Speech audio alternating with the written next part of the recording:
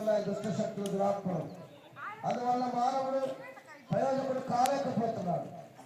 So మానవుడు తన దురలవాట్ల నుండి, చెరలవాట్ల నుండి విడుదల పొందాలంటే ఈ మానవునికి దేవుని సహాయం కావాలి.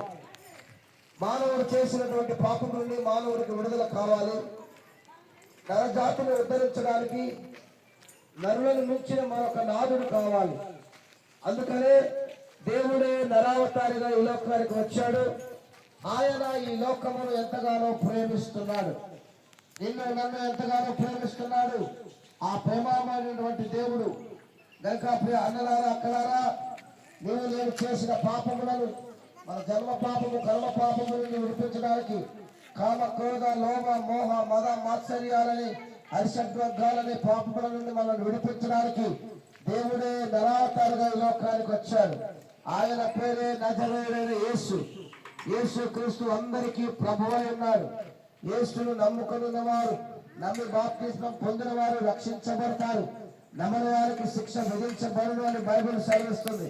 కనుక అన్నలారా, అక్కలారా, ఈ యొక్క మధ్యాహ్న కాల సమయమందు యేసయ్యను తెలుసుకోనండి. యేసయ్య గొప్ప దేవుడు. యేసయ్య శాంతి సమాధానం ఇచ్చే దేవుడు. యేసు క్రీస్తు జాలి కలిగిన దేవుడు, దయాళుడు. గనక యేసయ్యను నమ్ముకోండి. యేసు అనగా రక్షకుడు, క్రీస్తు అనగా అభిషక్తుడు. ఆయన మరి మనమందరం చేసినటువంటి పాపములను తన భుజాన వేసుకున్నాడు.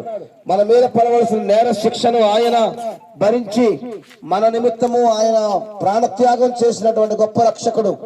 మన పాపముల నుండి మనల్ని విడిపించి మనకు మోక్షము ఇవ్వడానికి, పరలోకం ఇవ్వడానికి ఆయనే దిగివచ్చాడు. ప్రియ సహోదరుడా, సహోదరి, కనుక ఈ యొక్క మధ్యాహ్న కాల సమయమందు యేసు క్రీస్తును నమ్ముకొనండి. యేసే దేవుడని తెలుసుకోనండి. యేసుగాక మనల్ని మోక్షానికి నడిపించే వేరే మార్గము లేదు. శాపము నుండి విడిపించబడాలంటే, దురలవాట్ల నుండి విడిపించబడాలంటే, చెడు అలవాట్ల నుండి విడిపించబడాలంటే మానవులందరూ యేసును నమ్ముకోవాలి. యేసును నమ్ముకున్నవాడు పాపముల నుండి విడిపించబడతాడు. ఓ శాపగ్రస్తమైనటువంటి లోక మాలిన్యం నుండి విడిపించబడతాడు. కనుక ప్రియ సహోదరుడా, సహోదరి, గమనించండి, గ్రహించండి. యేసే దేవుడని తెలుసుకోనండి. యేసునందు నిత్య జీవము కలదు. ప్రయాసపడి భారము మోసుకొనుచున్న సమస్త జనులారా నా యొద్దకు రండి, నేను మీకు విశ్రాంతి కలగజేస్తానని దేవుడు సెలవిస్తూ ఉన్నాడు. కనుక ప్రియ సహోదరుడా, సహోదరి, ప్రయాసపడుతున్నటువంటి వారిని, భారముతో ఉన్న వారిని, పాపంతో ఉన్న వారిని, నాశనం అయిపోతున్న వారిని, ఏ విధమైనటువంటి సహాయం లేక నిరాశ్రయులుగా ఉన్నవారు, నిరాశలో ఉన్నవారిని ఆయన ప్రేమించి ఆయన సొంత రక్తాన్ని చిందించి మనలందరినీ తన మార్గంలో నడిపించడానికి ఆశపడుతున్నాడు. కనుక ప్రియ అన్నలారా, అక్కలారా, యేసు క్రీస్తు దేవుణ్ణి తెలుసుకోండి. పాపం నుండి విడుదల పొందండి. నువ్వు చేయి పనులన్నింటిలో మీకు కాపుదల దయచేసి మీకు శాంతి సమాధానం ఇస్తాడు. మీకు మీ పిల్లలకు ఆరోగ్యాలు ఇస్తాడు.